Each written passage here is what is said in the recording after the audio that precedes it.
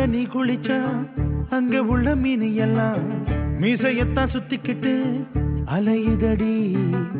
பாட்டுக்குட்டி கூட இப்ப தாடி ஒண்ணு வச்சுக்கிட்டு ஒரு தலை காதலுடன் திரியுதடி. குச்சிப்புடி கதகளி எல்லாம் நடகில புது புது பாடம் படிக்குமே. ரங்கோலி காலம் எதுக்கடி கொஞ்சம் வெக்கப்படு கண்ண